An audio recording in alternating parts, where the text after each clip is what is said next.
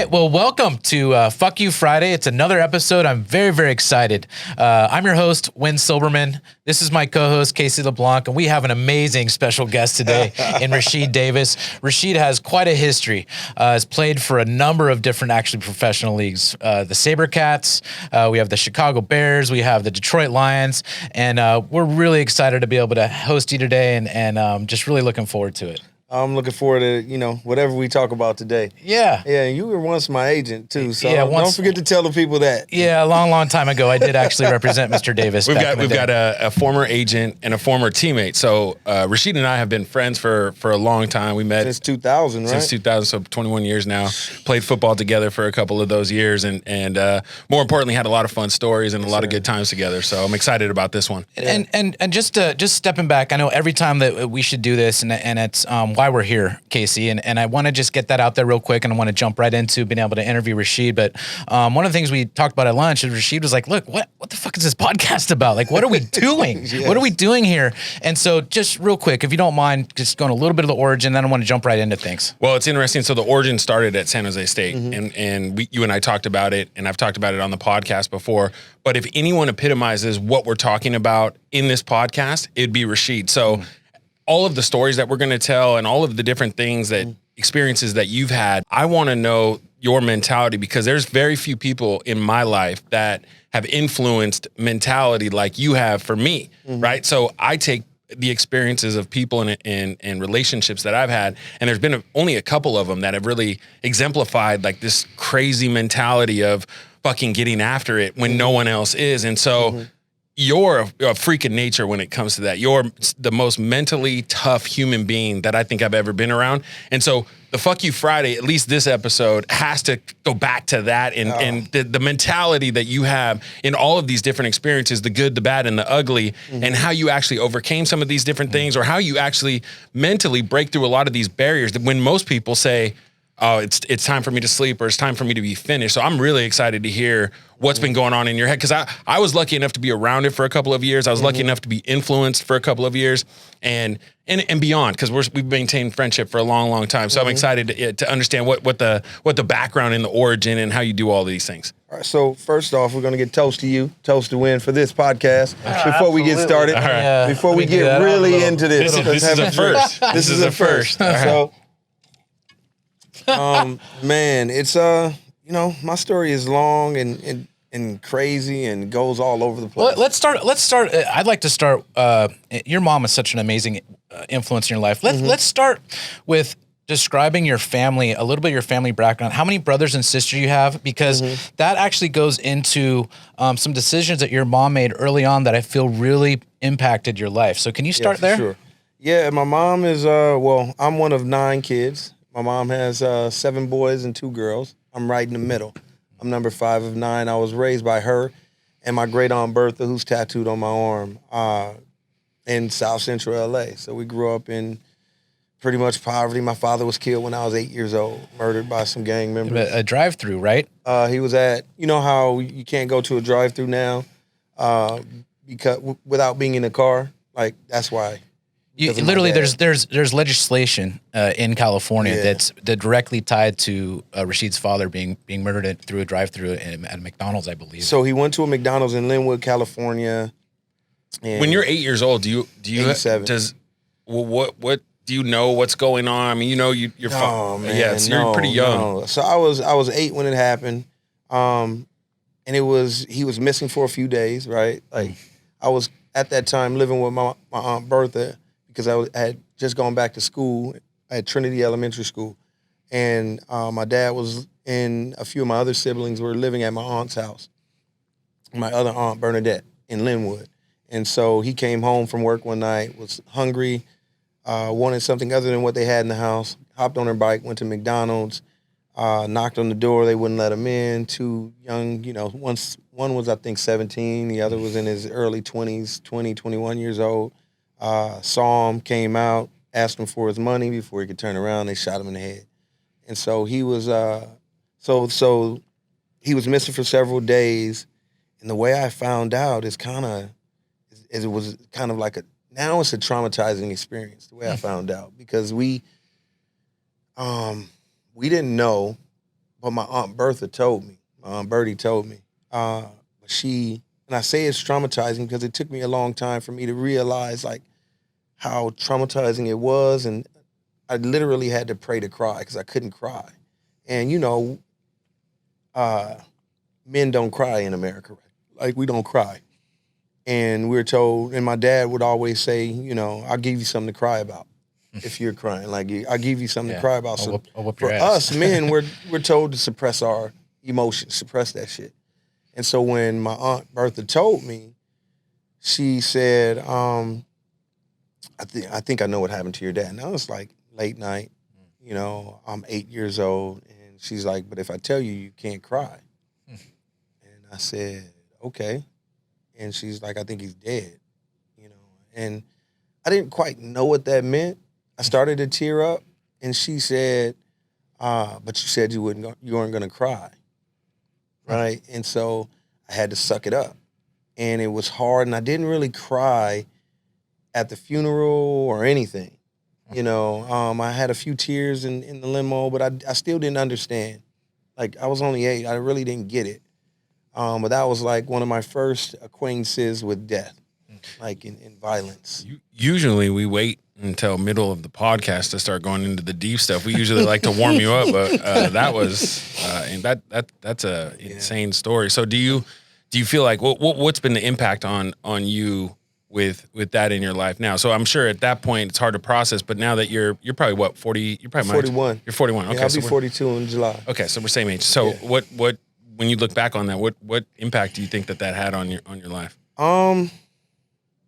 Well, right now, I think one of the things that it helped me do that is probably a benefit is it helped me learn to compartmentalize. Like, I compartmentalize everything.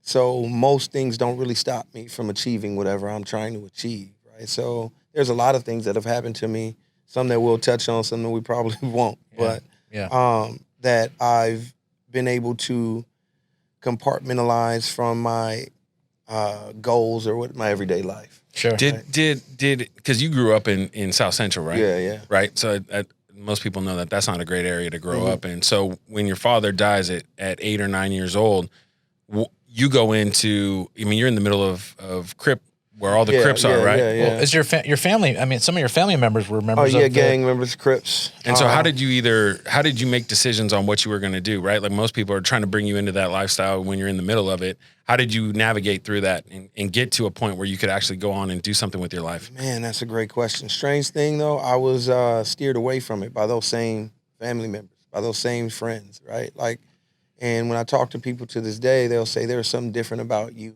than the rest of us. Right, there was just something different. Several things, right?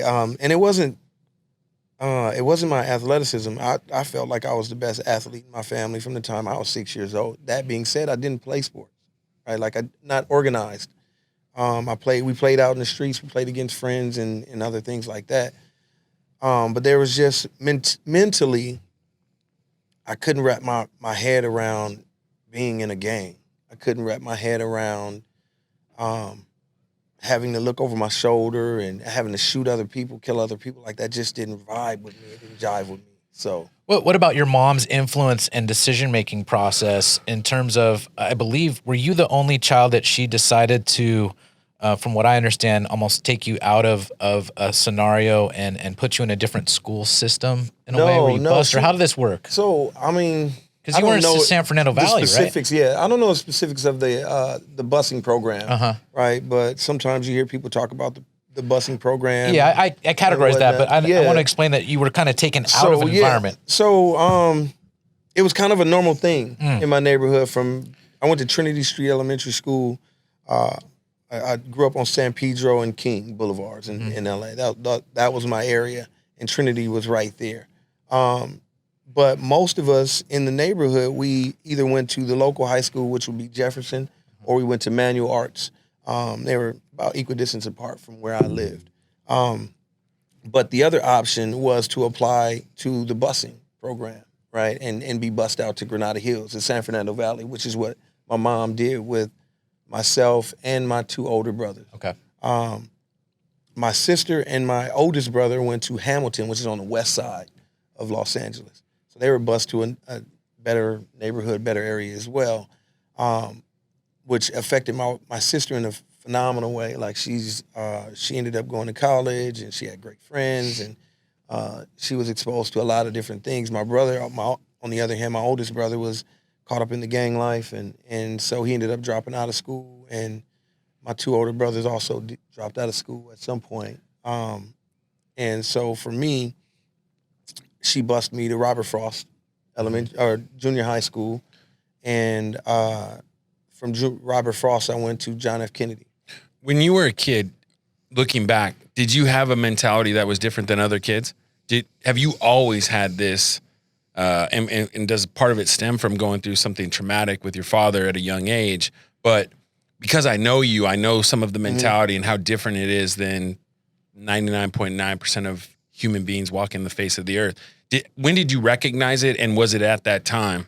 Or do you recognize it now? I recognize it now. I've always been different, misunderstood or not understood. In what way? Because I'm a thinker, like I'm a processor.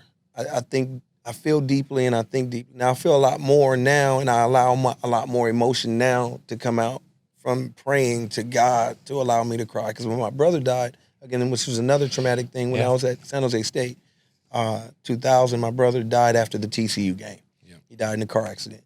And I was even able to compartmentalize that. That never stopped me. Like, I don't think anybody or I even made a big deal out of it. Like, I just went out and played the next game. But I couldn't cry. And that's when I knew I had a problem. Like, that's when I knew. Huh. So you think part of it is that you're hardened, part of it is that you're compartmentalized. So part of it is that you didn't allow yourself to feel. I didn't allow myself to feel shit. Like I just lived. But I have a question. I have a question as an athlete and a business professional. There's this. It's kind of a two-edged sword. The word compartmentalize. On the one hand, it's an advantage, right? Yes. Because if you learn how to do that, you almost equate it with mental toughness. On the other hand, there is that raw emotion, the human condition, being human, that you're not allowing yourself to do in a way. You're absolutely right. How do you manage that? Like, what exactly can you do to move forward? What is it? Because if Rashied didn't compartmentalize, it would have broken him. Right. At that point, I didn't have any support system. Yeah. I was nowhere. Even if you did, it still would have been tough to, like, those are things that most people could never get processed or get through. So to compartmentalize probably was a savior to you. Yes. So one of the things that I'm learning in my adult life is that what helped me to survive is not necessarily what's going to help me thrive as an adult. That's a great quote. Yep. Right. Like, what I use to survive. And one of the things that was an epiphany for me about a year ago was that, I'm not a stupid dude. I'm a pretty intelligent guy. I consider myself pretty intelligent, but I got horrible shit grades growing up. Yeah, so did this guy. Yeah. But part of it was, I had so many other things going on in my head, so many fears and whatnot of being shot or jumped or whatever. And I wasn't a big dude. I'm not a big dude now. But then I was really small. I didn't really grow until my junior year in high school, going into my senior year. So I had all of these, different fears, and football sort of helped me to overcome those things. And the compartmentalization of it, of all of the shit that I was going through, yes, it was a benefit. It helped me to survive all of those things and achieve. Well, the epiphany was that I used a lot of my intelligence back then to navigate my environment, like to survive. That's what my intelligence was being used. Like, I learned how to read people. I learned how to understand situations. I had like a sense of when some shit was about to pop off. If it was going to pop off, I was ready to get out of there. And let's talk about the role. You're touching on the role of sports, and obviously this is a theme that there's a lot of athletes out there that like to use the mantra. Look, playing football is what I do. It's not who I am. I get that. Yes. But just stepping back and understand the role of sports for you, and let's go to San Jose State, because this is a place where you guys met. Yeah. What was the role of sports? Did that help you in any way and navigate through those years in life where you're in college? Man. What was it? The reason I ended up being such a good player, in my opinion, was not just that I had this God-given ability to run and jump, right? Great teammates? Football, I had phenomenal teammates. I did that. We had good times. I had good teammates. But it was the fact that football was an oasis for me. Like when other guys would complain, especially when I was at JUCO, of how hard football was and how hard practice was and all of these other shit, you know what I mean? I would look at them and I'd say, yeah, it was hard. You know, I'd be going along to get along kind of deal. But in my head, I was always saying, get fucking right. Yeah, right. Like, if you think this is hard, my real life is hard. Y'all don't know shit. Like, this ain't real life. And so for me, football was an oasis from real life. So But do you feel like so this is one of the things I've always been curious about junior college. Junior college, people find the negative. They always think it's hard, right? That's one of the reasons they're in junior college, because their mentality has just never been able, they can't get over this hump of finding the difficulties in life or football. It's always the coach, the conspiracy, and you were able to step away and go, yeah, sure. But like, I was different from them. That's what I'm saying. I didn't play in high school. I didn't. So have let me get any, just stop the press. Yeah. So you didn't play any football in high school? I played as a sophomore 1 year. I was about 90 pounds, 5 foot nothing, 90 pounds. I returned one kick, didn't really do anything. So when people say I didn't play, like most times people say I didn't play in high school. If you ask the high school coach, John Francola, who actually coached my little brother at Kennedy, he would say he was a PE all-star. Like, I never played. So when I got to got to West LA, JUCO, I was open like a fresh slate. I didn't have all of these preconceived ideas of what people thought of me and what I was going to be. I was building from scratch. And so I was there first because I didn't want to look like a punk, because my cousin came and said, come play. Yeah. You know what I mean? Yeah. And so I was like, all right, I'll play. And once I started playing, the hard work, the dedication to it, all of that stuff was a distraction from my real life. And so I dedicated myself to it. And then the fact that I ended up starting my freshman year, I don't know if I started every game, but I started State? a few games. No, at West LA. I'm sorry. At the JUCO. Okay. And that just gave me, the more success I had, the more I wanted to work at it. So fast forward to San Jose State. I want to ask you some questions about San Jose State, because it's super interesting to me, and we've never really actually talked about it. No, we haven't. We haven't. You and I haven't. No, we haven't. Okay, so you look back on your experience at San Jose State. Favorite memory that you've ever had? TCU, man, that game-winning catch I had when we both ran. I forget what we called it, but I trailed you.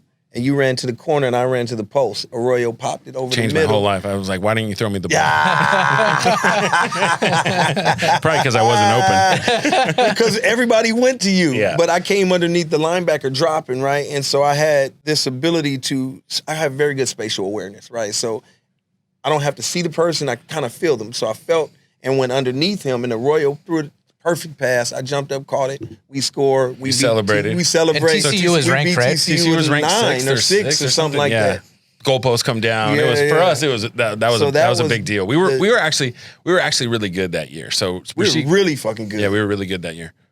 Yeah. All right. So worst experience at San Jose State? Fucking senior year, Fitzhill. Fitzhill's the worst coach I've ever had in my life. I hope you hear this too.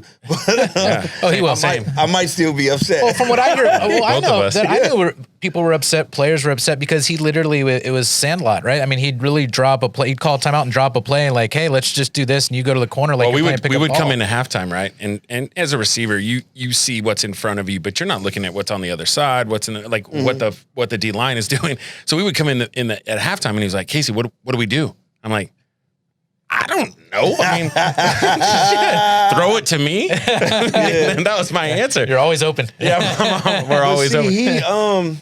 I didn't even have that experience because I wasn't involved. But I will say this: I think everything happens for a reason, because of that situation. Because I went from I led the team in receiving as a junior. Like, I averaged 19.6 yards a catch. Not that we're being specific. Yeah, I know specifically, because I know exactly what I fucking lost. Like, as a senior, I went from that to, I think I had 6 catches my senior year. Oh my goodness. Yeah, we were really different. So we returned 20 of 22 starters, and we were a ranked football team beating nationally ranked teams. Like, we were a real football team. So our expectations were, we're going to run this shit and we're going to be really good. So we were confident, we were cocky, we were ready to go, and we were training. We had the athletes. Sure. New coach comes in. And so I agree with you. And the thing that I agree with you on is things happen for a reason. So for me, I knew my talent would only take me so far, but what I could learn in college through sports could take me much further. Yeah. And what I mean by that is I saw things from a leadership perspective, the good, the bad, and the ugly through coaching that has transformed my life. And so I saw, and sometimes it's actually good to see what people are doing wrong because you can learn more from the losses than you can from the wins or from good leadership versus bad. And sometimes the bad leadership, you're like, whoa, this is so inherently different that I know what I know what to not do. And so when someone came in, Fitzhill, and I saw what he did to a program and to people that changed them, from a leadership perspective, it changed my entire life. And so I knew at a young age, I wanted to lead. I wanted to be at the front or the back, and I wanted to help people achieve things that they never thought that they could. And being around a leader who wasn't prepared, was ill-prepared, and was not a leader by nature or by learning, changed my entire life. So that was my big takeaway from San Jose State. Man, you were a phenomenal leader even before that, right? I don't know if you remember, but when they came in and told us they were firing, Coach Baldwin, and you stood up in front of the whole team, in front of everybody, and like basically gave the AD your words, the business, piece of your mind.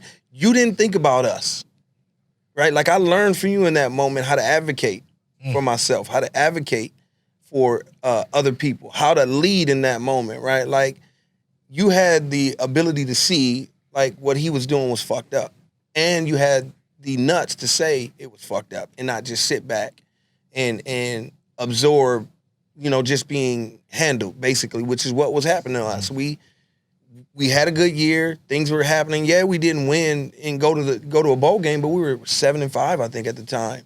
After not being shit years before that, and you got 20-some seniors coming back. I think we may even have more than that coming back. And for you to be able to stand up and say, "Yo, this ain't right," was for me a good leadership moment for you. So I don't know if you knew that, but I looked up to you for that. I've had about enough of that talk. I don't need his ego to be pumped up anymore. So let's just move it right along. Let's go to after college. Let's go to your embarking on your professional career, because it's fascinating to me how you maintain your focus and your goal of making to the NFL, because it didn't start like that. It didn't start like that. What happened after you obviously had aspirations to go to the league, but it didn't really work out for you in the beginning, correct? No, so we got to go back to college for that. So Nevada game that year, because I wasn't doing anything, that year on the offensive side of the ball. I played sparingly on offense up until that game, but that game I got like literally no reps in the first half. They had Nate Burleson, I think he caught 300 yards, and he went for 300 yards receiving in that game. And AWOL was out that game because he got suspended. He went AWOL, I guess. He had the nickname, but he actually went there. But so when we go into halftime, it's a close game, right? Edel's playing well. You guys are playing well offensively. Defensively, we're not doing very much at all. We can't do anything with Nate. And so I forget our defensive coordinator's name. I don't remember. Anyway, but he was also the DB coach.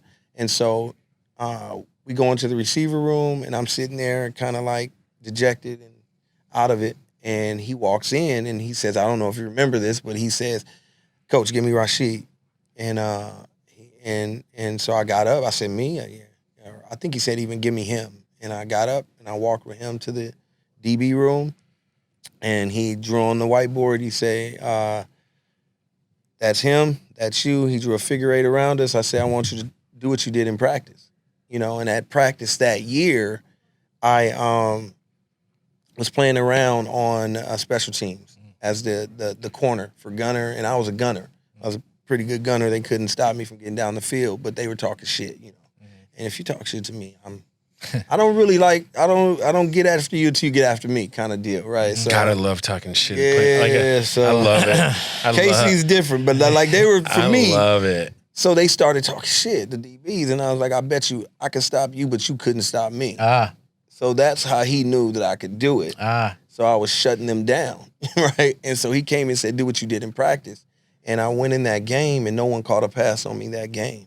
And we ended up winning that game. And I started at corner for the rest of that season. So I ended up in 3.5 games with 26 tackles and 2 interceptions. Just so people understand, and I'm sure you do, you sort of played, but but I think the point is like to play two ways in high school, only the best athletes do it. Yes. To play two ways in college, no one does it. It doesn't happen, right? Like whether it's San Jose State or Alabama, it just doesn't happen. And to go in and have someone like at halftime who's pissed off about the season and all this stuff going on, I mean, like it's remarkable, like that level of athleticism.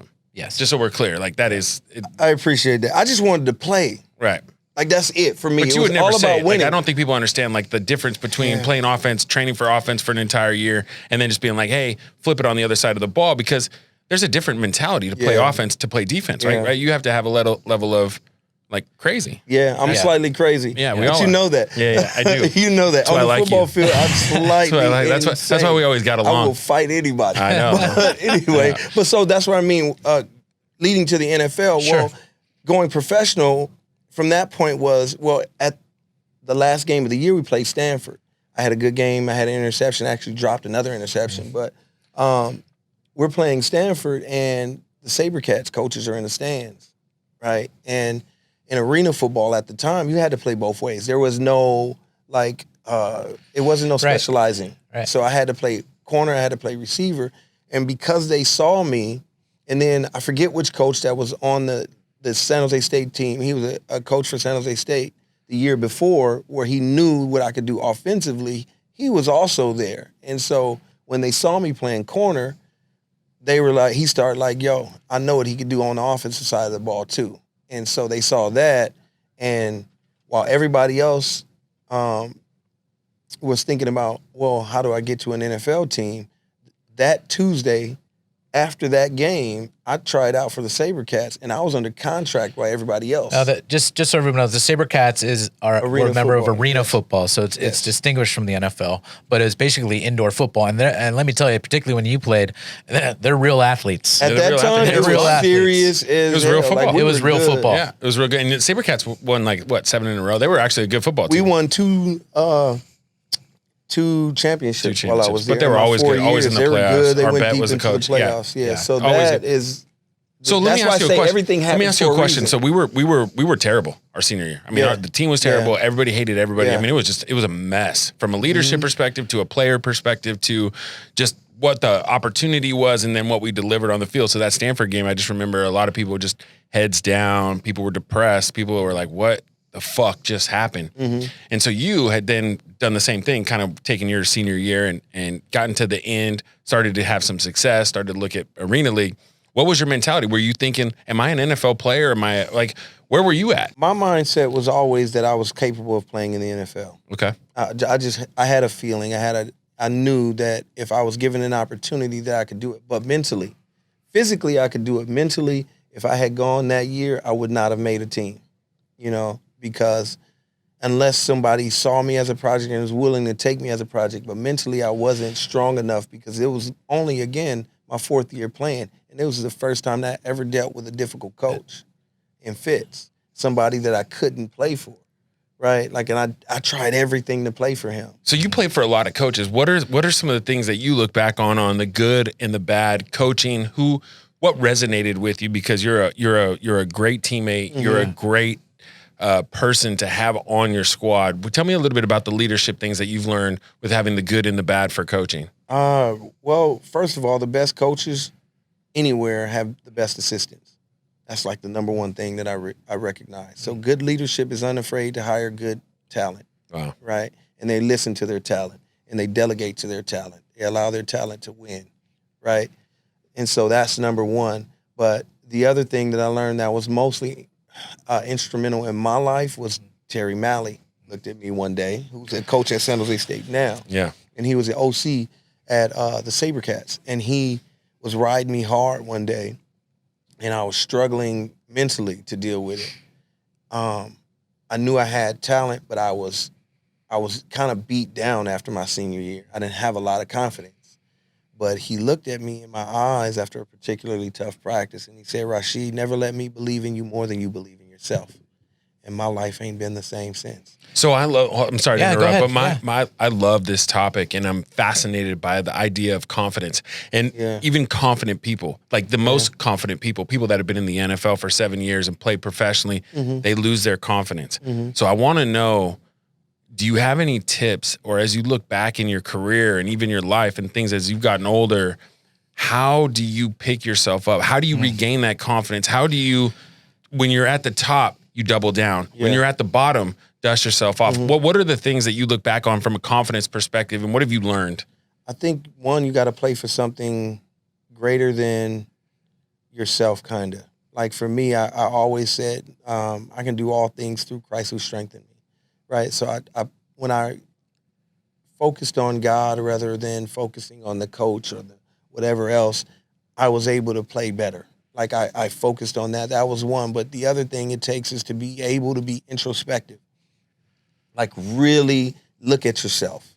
The good, the bad, the ugly, especially the ugly. To be able to embrace the suck in you and say, what am I going to do to change that? So if you're struggling with confidence, you got to be able to look yourself in the mirror and say, why am I struggling with confidence?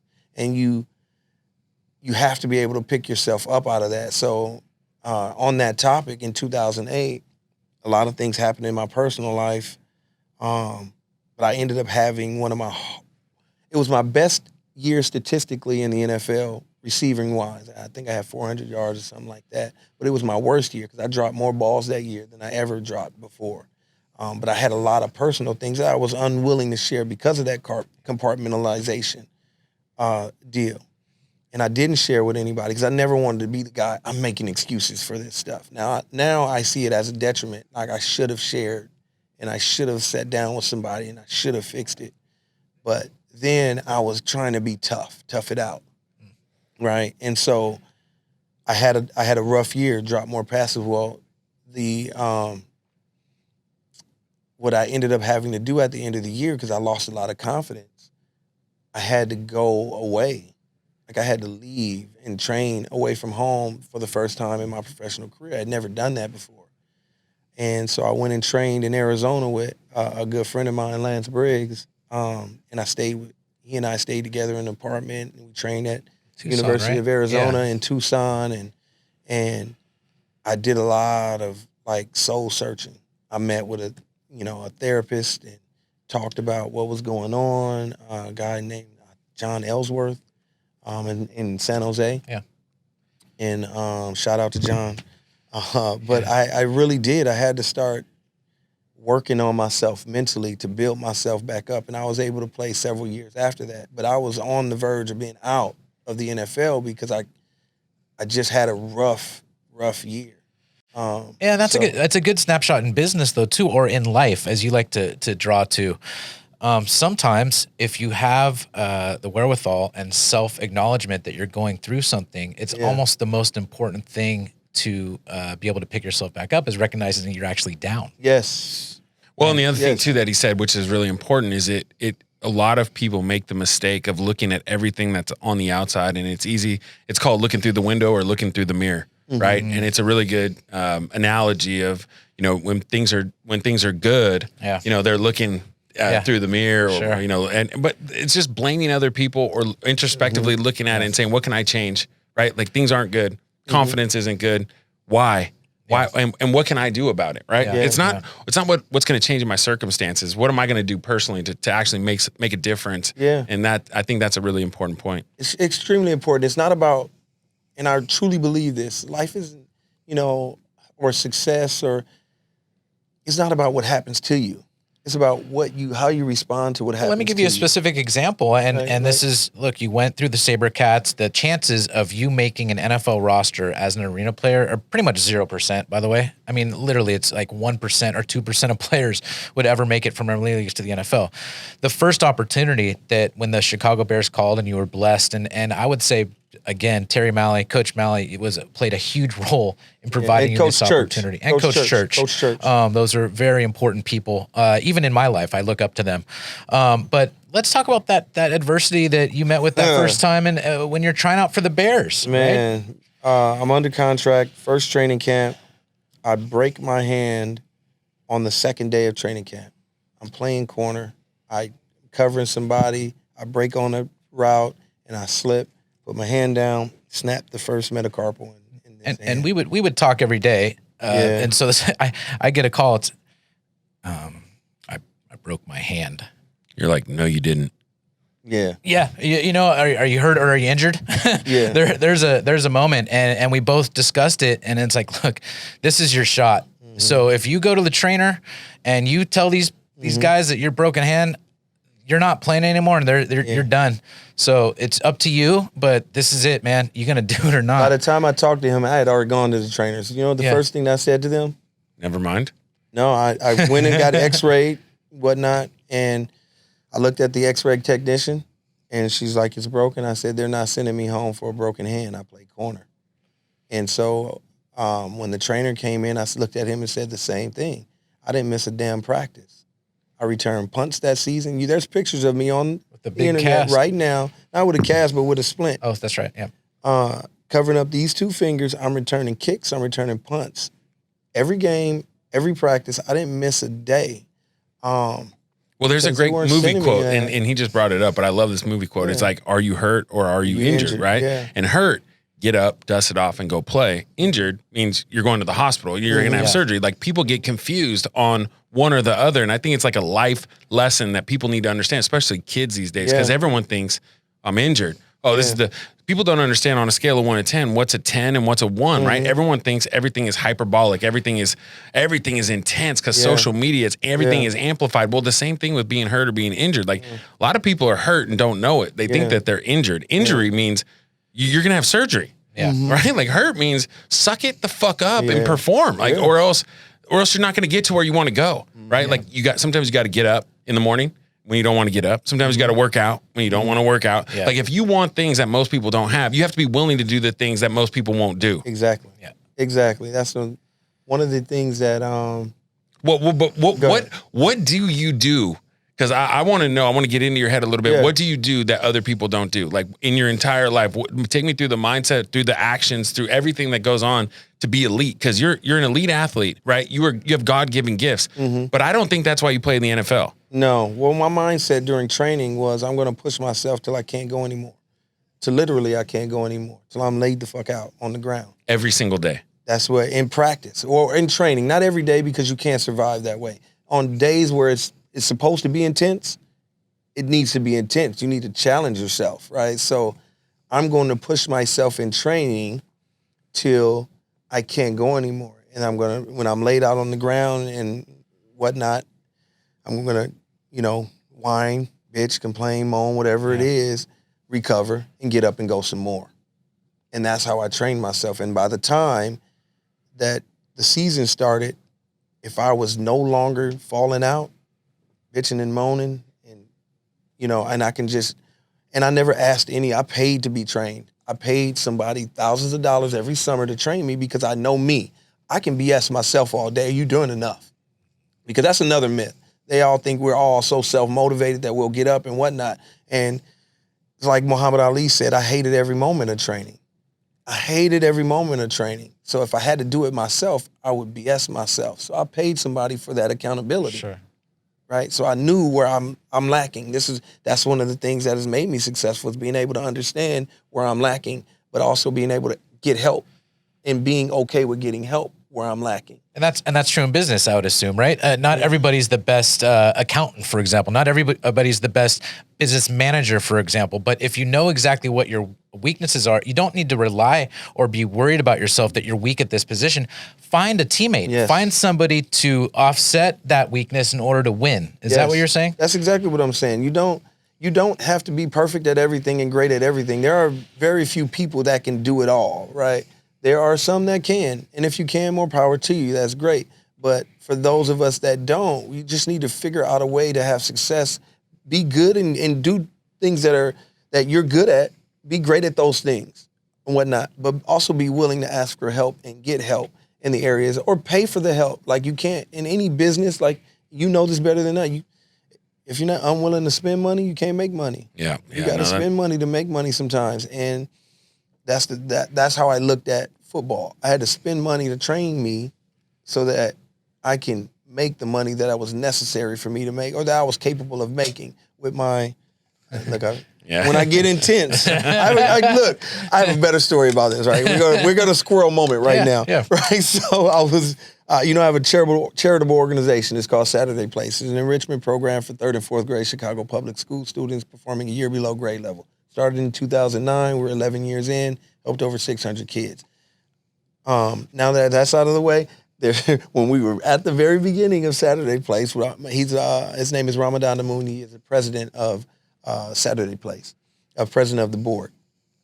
We were at his house. We were doing a friend raiser, what we call it, fundraiser at a friend's house, sure. Inviting all their friends and having dinner. And so I'm having a conversation like we're having, just like I just did with this.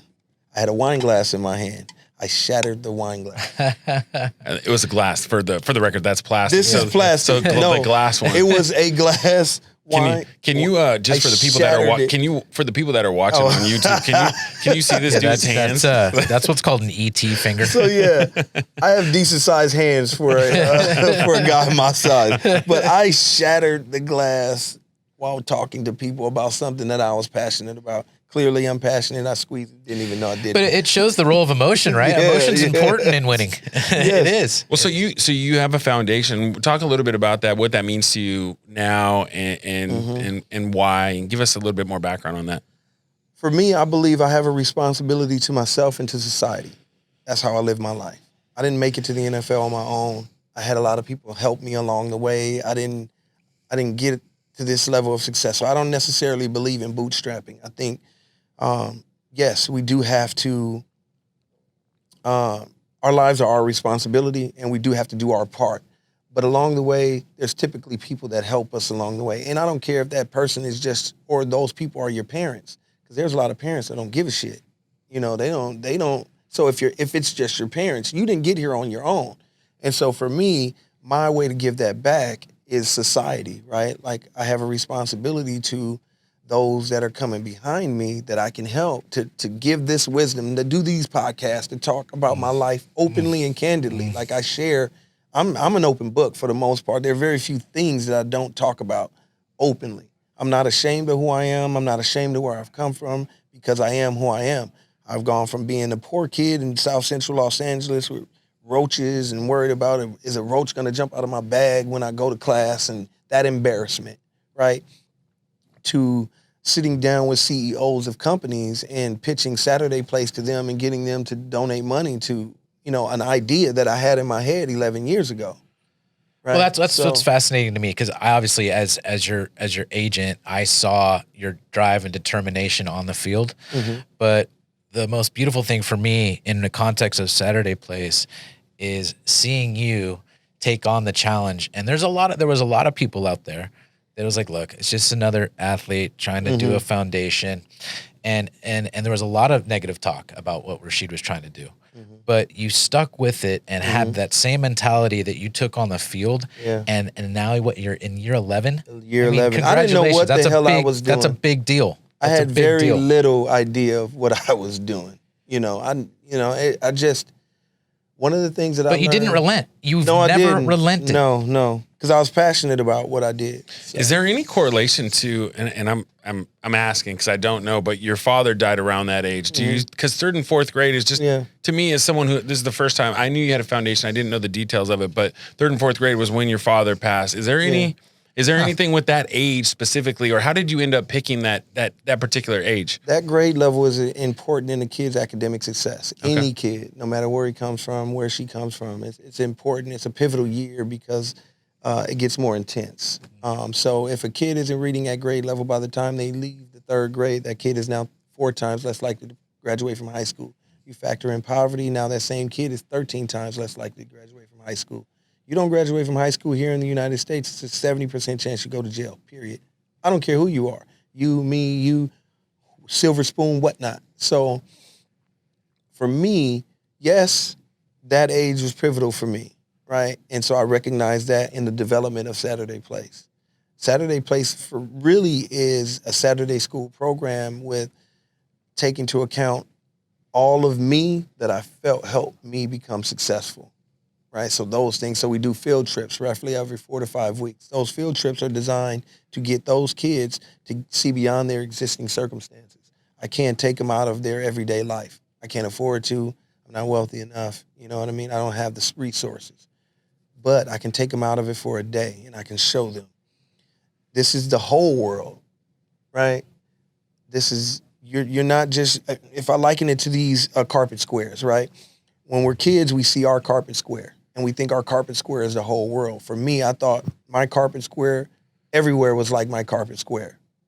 And when I watch TV and I hear people say on TV, blacks and Mexicans are the minorities, I'd be like, bullshit, we're everywhere. Come to my neighborhood. But that's all I knew was my square. But when I went on field trips, you know, I won a speech contest when I was in the 6th grade that I was forced to do and I was terrified of doing. But my teacher said, do it. And I did it, right? And so that got me a field trip to San Pedro, you know, Catalina Island. And so I was able to see that. My sister going to BYU in Provo, Utah, going out to visit her in Provo. Like that, all of those things opened my eyes to not just my square anymore, now so all these squares. Being bused to school in Granada Hills to a upper middle class neighborhood, that helped me to see beyond my square. And because of that, that's why Saturday Place does field trips, to get these kids to see beyond their square and understand that you can achieve beyond what you think you can achieve. You just got to be willing to work hard for it. Rashied, this is fascinating because this is what I see. You've taken the model of your life's experience and success. You've reflected on your life's experience. And what was some of the measurements for your success? Seeing beyond your square, right? That's what's helped you. That's what's propelled you to the NFL, propelled you to success.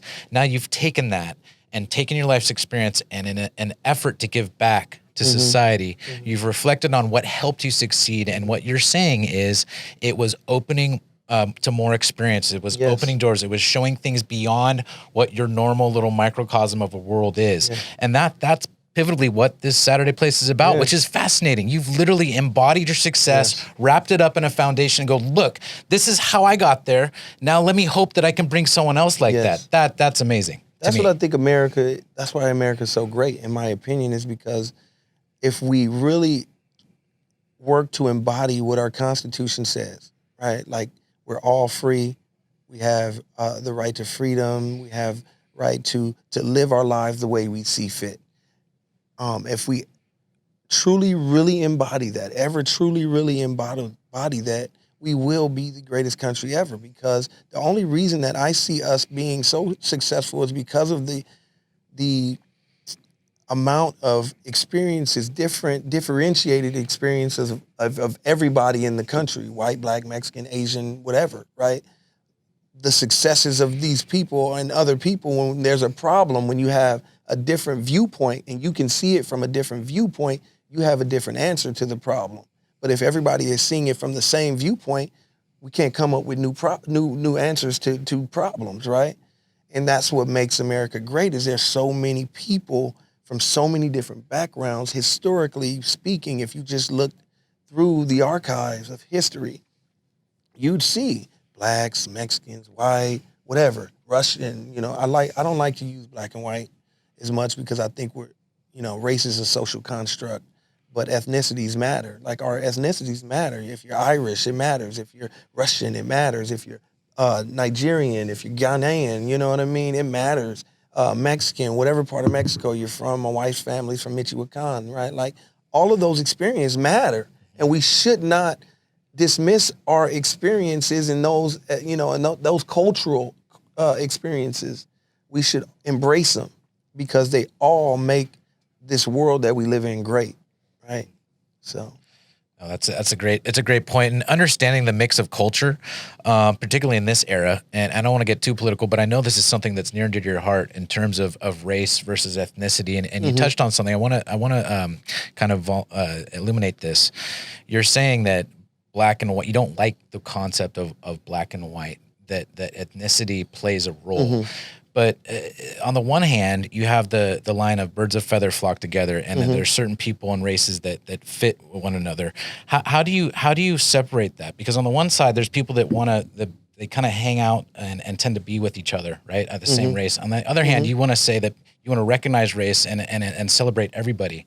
But how does that really fit, right? Because people tend to want to be with like-minded people, with like type of I don't people. think there's anything wrong with hanging out with who you want to hang out with. We can't, like, you're free to live the way you so see fit, as long as, in my opinion, it doesn't affect the way other people live. It doesn't oppress the other people around you, right? Like, it's not taking advantage of other people, right?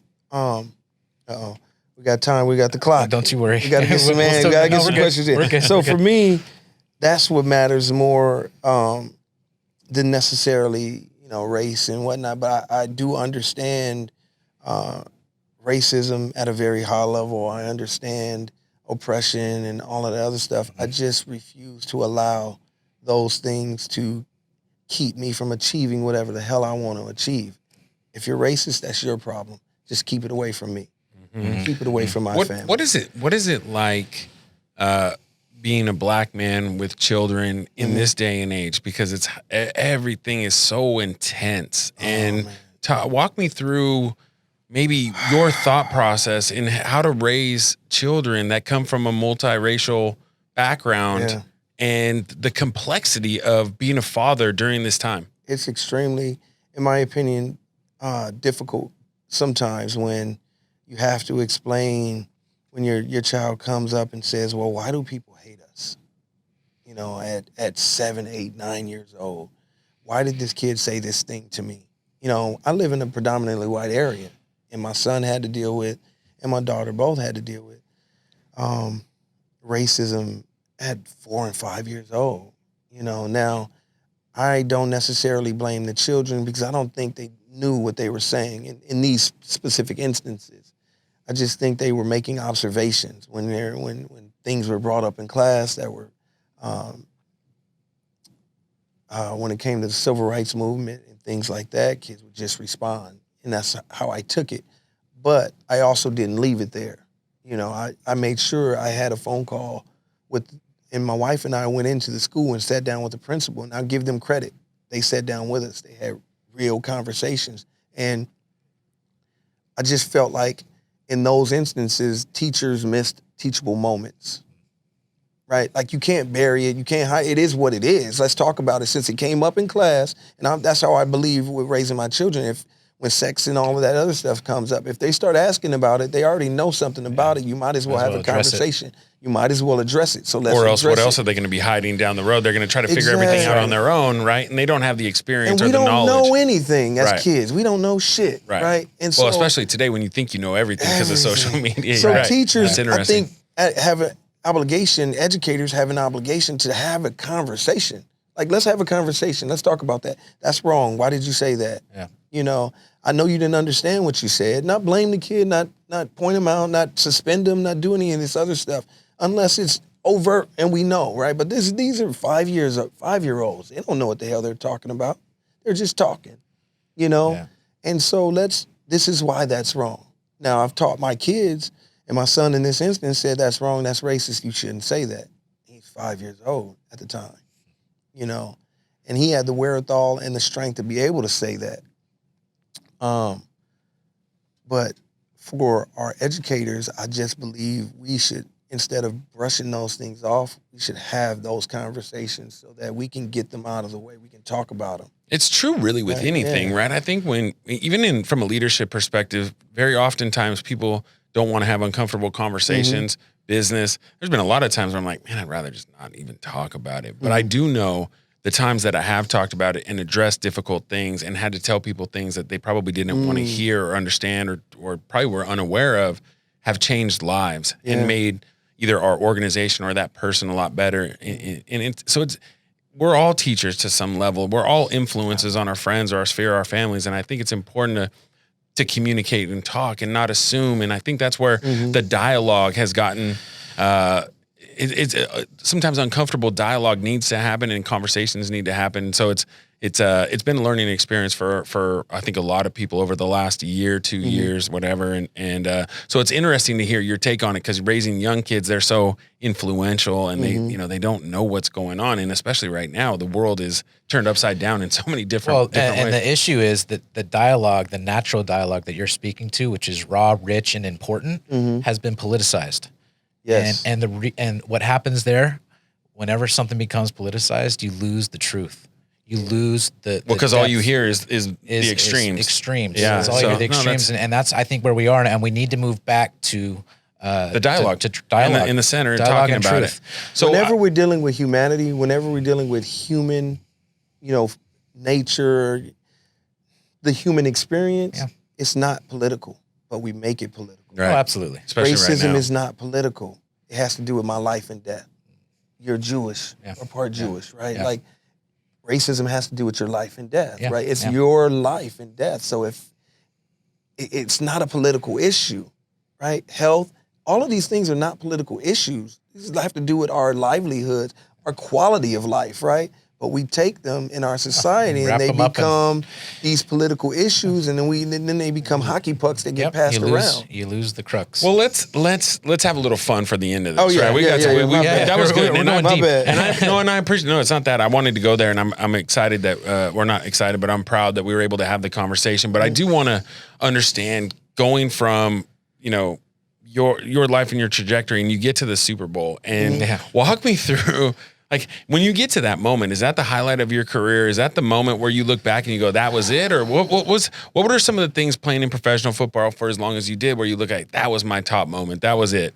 I wouldn't say that was my top moment, but I will say it was an extremely powerful moment. It was fun, it was exciting, disappointing, Yeah, you lost. Just for the record. Yeah. You lost to who and how we much lost to the Colts, and it was Peyton Manning's first and whatnot. And I'm still pissed off at Rex Grossman, because you were wide fucking open. I want a lot Don't of be money mad on the at Colts. Rex. Cool. But we, so that was a great experience. Was that the one where Devin Hester returned the kick first play? So this was funny. So I'll tell you a little story. So we're in Las Vegas. We used to go to Las Vegas for the Super Bowl every year. The guy in front of us, there was a prop bet, right? And he had a ton of cash.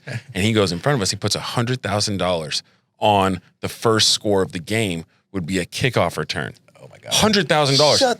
I'm not kidding you. What do you win on that? So we're sitting in this big Super Bowl party in at the Bellagio, and the first kickoff of the game comes. Devin Hester catches the ball. Boom! He goes and he returns the kick. All of a sudden, on the other side of the room, I see the guy screaming at the top of his lungs. He ended up winning it it was like almost close to $2 million. Oh my God. $2 million. But first of all, who bet? Who bets that? Because in Las Vegas, you got to put cash. Yeah, right? It's not like yeah. on credit. Yeah, Going and getting $100,000 cash. This guy's jumping up and down. So I know you were at the game. You don't give a shit. But anyways, for us little, common people that are watching the game, I'm like, who the fuck bets on that? Who's got $100,000 on that bet? What was your most favorite pro moment? For me, as your agent, I would say it's the Minnesota Viking game when you caught a winning touchdown. The game-winning touchdown. I called that play. I said, call this. I had been calling it all game. Cowboy pump was a corner pump. Call it. He's playing outside. Now, what I think helped influence it even more was that I was jawing with the guy all game, talking. In the NFL, I want to know, because I understand what it was like in college, and I understand I love to jaw. But in the NFL, it's a profession. People kind of respect each other a little bit more. But is there jaw jacking on both ends? Is that what happens in that? There's jaw jacking. It depends on who it is and who's talking. Like, I didn't do a lot of talking. I didn't have a lot of guys talking a lot of crap to me. But this particular guy, we were chit chatting. Most of it was in fun. But we ended up talking, and he was playing outside leverage all game. I knew what he was trying to do, but he was taking away the corner route, seam and corner, try to funnel me back to the middle of the field. And he ended up, confirming, verbally. Verbally. I kept coming back and saying, coaches, like you said, Fitz came and said, what's going on? I came back and I said, look, he keeps playing outside leverage. He's whatever. They funnel me back to the middle. But not only is he doing that, he told me that's what they're doing. And he said too much. So because he said too much, I went over to the coach, and it was a tough point in the game, right? And you got to also give them credit for calling it because it's me. You know, like, I'm not Bernard Berrien. I'm not Musa Muhammad. I'm not Des Clark at the time. And, you know, it's my first year playing receiver in the NFL. And for them to trust me and call that play and for me to win was a huge deal for me. And by the way, the reason that they trusted you is Jerry Angelo is the GM, and he would listen to me on what a great player you were week by week. So it was actually I was the reason why they threw. Let's bring this back to Wynn. So for me, the moment for me that sticks out more than anything was my rookie year after making the team. First game we play in Washington, you know, the Washington football team. And I'm standing next to Adrian Peterson, you know, the Bears' Adrian Peterson. Yeah. And I'm looking out on the field, and I'm kind of like in awe. Like, I can't believe, like, I just made this team, and I'm playing in my first game, my first NFL game. So it's all kind of like surreal to me. And are you at that point flashing to all the work and all the times when someone told you no, or is it just like, wow, there's a lot of fucking people here? It's loud. No, I'm just kind of giddy. Now, it was over 100,000 people, I think, in that stadium. Right. You know, that's the biggest stadium, I think, in the NFL. So there's a lot of people. It's opening day, first game. But you're a thinker. So are you thinking about all those different things? Or are you just like in the moment? I'm kind of in the moment, like, this is amazing. And in my head, and I end up chit-chatting with AP, and AP's like, he looks at me and he's like, "Shit, you see all that green out there?" And I'm like, "Yeah." And he's like, "That's money, and I got to go get it." And I said, "Yo." And so that's been in my head ever since, and that resonated with my soul. Right. And I've been saying that to people for since then, for decades. Even still after even football, still probably. after, like. Well, so I'm curious. So for a lot of eyeballs on the NFL, right? And you got to play 7 seasons. What are some things that we don't know about the NFL? Whether it's the business side of it, during game day, or just some things, random things that you can look back on and say. Is there any weird rituals, for example? Like, is there a teammate that was a little, different in terms of what he would do to get ready for a game? Were you aware of anything, or was there anything out there that was unique? Not really in terms of rituals and things like that, but I think one of the things that most people don't understand about the NFL is how much, and you hear it all the time, the politics of the game and whatnot. But there's a lot of that goes on, and there's a lot of guys that had drinks of water in the NFL that could actually fucking play. There's a lot of people on the street right now that can play the game, that should be playing at the NFL level, that never either get an opportunity or they're just not at the right place at the right time. Yeah. And there are guys who are good players that end up in the right situations and they look like all-stars. Yeah. But there are guys who are better than them that just never got an opportunity. So there's a lot of stuff being drafted. So, for instance, the reason I made the Bears team was because they wanted me to make the Bears team.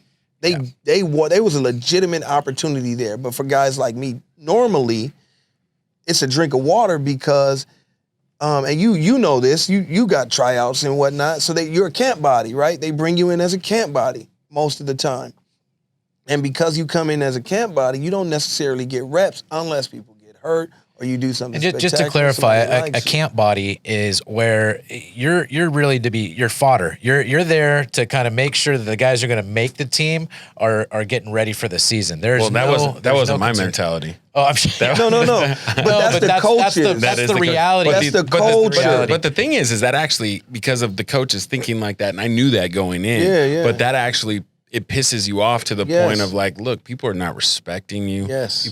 So you have to make a name for yourself. And the other thing too is there's a level of pride that kicks in that in any form of whether you're competing for an NFL spot or you're competing for a job or you're competing in your business, there's this level of you're not going to fucking beat me. And by the way, you'll notice me. I may not win, I may not make the team, but you'll remember me. Sure. Yeah, right? Like I never wanted to play or compete against someone and it not leave an impact. Whether I won or lost was important to me, especially at the time. But looking back on it, what was really important to me was that I made an impact on your life and that you remember this motherfucker's for real. Yeah. Right? Whether it was athletically or just my mental state of mind, like I wanted to make sure you knew I was going to bring it every single day. But the fucked up part of that is that even with that, doesn't mean you're gonna. Even if you outplayed the people. But no, the difference is that if you have that mentality, that's right. But again, if you have that mentality, right, you may not win with that team. Yes. You may not win with another team. You may not make it in the league. Yeah. But it's the people. You're gonna succeed. You're gonna succeed. Yes. That's the whole point of what we're talking about here is that people get discouraged because of one cut. Because of one loss, because of one bad thing that happens, right? And momentum goes both ways. Momentum, when it's really good, it's easy to cheerlead. It's easy to be at the top, leading from the top, leading from the front. But when things go bad, a lot of people don't call you. A lot of opportunities are just hard to find, hard to identify. When things are bad, it's bad. It feels dark, feels bleak, feels hard to get out of, right? And it's at those moments that you change your life. Like those are the things that you remember the most. Like it's funny, like we had a lot of success, whether it be in college, whether it be sports or otherwise. But I remember those times when I got my teeth kicked in. Yeah. Right? I remember being embarrassed several different times. So when people ask, like, tell me about your favorite play during college, I'm always like, man, I remember falling flat on my face, getting a concussion, then running on the field without a helmet. Like those are the stories. Or losing by 50 points and remembering all this work to lose by 50 points, this is embarrassing. Yeah. Like, I don't want that to happen again. So the fear of losing or failure or being embarrassed can really trigger a motivating moment for people in their lives, or it can crush them. Yeah. Like, at least in my opinion. To that point, as a player, I didn't really feel alive in the game till I got smoked. Yeah, agreed. Till I got a real, like somebody really, either Wake up. It was either I made a big play, you know what I mean, but it didn't do it as much. But when I made a tough catch and I got smoked, that's when I knew I was in a game. So you would we would actually have to go through. I was the same exact way, and so you have to go out and undercut a linebacker and get hit really hard, right? Like you got to go make your presence known, because if you're not getting hit, especially on the outside, you might not get a catch for a half. Yes, right. Like you got to go get hit, and sometimes you wouldn't get a catch at all. Anyways, so listen, Rashied. Speaking of Rashied, I just wanted to thank you for joining us on another Fuck You Friday podcast. Yes, sir. Everybody out there, if you don't mind, please look us up. We're on every single platform out there. We're on Instagram, we're on Twitter, we're on YouTube, all that stuff. Please like us, download us, subscribe to us, and we really appreciate it for today. Rashied, you're the fucking man. Thank Rashied, you for having the me. fucking man. Check me out on Rashied25 on IG. There you go. I'm Give on a shout out to Facebook you. as well. I sell real estate now, so let's get that popping as well in Chicago. I want man. the escrow. Hey, thank you very much. Definitely, definitely. All right. All right, that's a Don't wrap. leave me hanging. Not on camera. Not on camera. All right. That's a wrap. All right.